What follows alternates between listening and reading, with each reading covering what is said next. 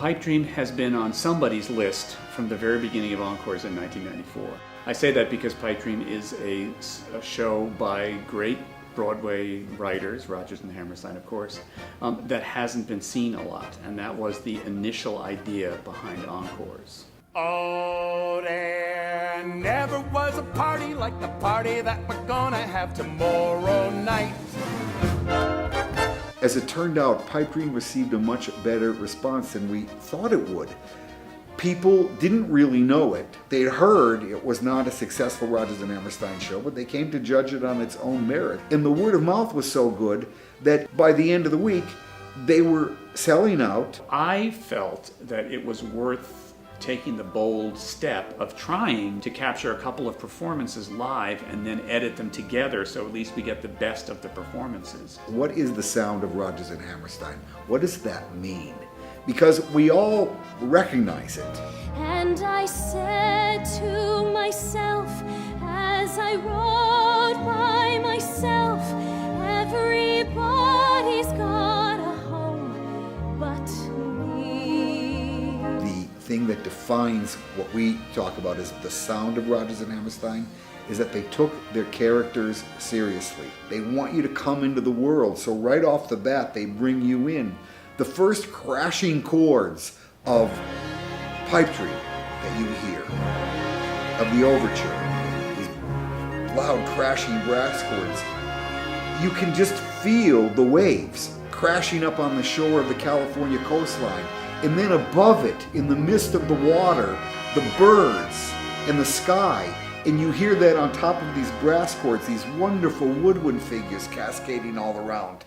And that right there puts you someplace. Part of the fascination of Pipe Dream and part of why it didn't succeed the way others did is they were really taking on a set of characters and a situation that was created by John Steinbeck in the novels Cannery Row and Sweet Thursday that were really in some ways outside of Rodgers and Hammerstein's comfort zone, if you can use that expression, because everything they did was a risk, so we can look back and say that was all the comfort zone and this wasn't. Steinbeck said to Rodgers and Hammerstein of Pipe Dream, "You've turned my whore into a visiting nurse."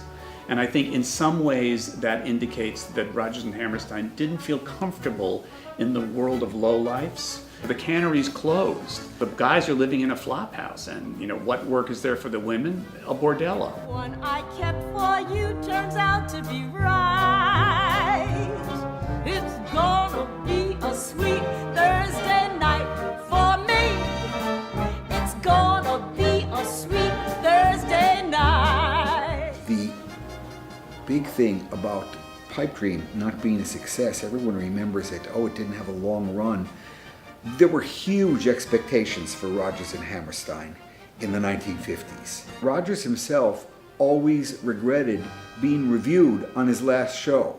I mean, he wrote Oklahoma and everyone loved it. Then he wrote Carousel and everybody says, well, it's not really Oklahoma. Artists like to keep exploring, and Rodgers and Hammerstein, as the sort of revolutionaries in the musical theater, kept wanting to explore. I think there are a few songs in Pipe Dream that are as good as anything Richard Rodgers and Oscar Hammerstein ever wrote. And if we have the opportunity to hear these songs more, they might come into the world of the hits and the standards. You kiss goodnight, and then you know you'll kiss goodnight forever. The Encores production of Pipe Dream turned out far better than even I could ever have wished. I think because everybody was concerned and didn't really know what the show was going to be like, the cast that Encores ended up choosing was extraordinary. They gave the score more than its due. I think Will Chase as Doc and Laura Osnes as Susie, Tom Wopat as Mac, Stephen Wallem as Hazel, and of course Leslie Uggams as Fauna.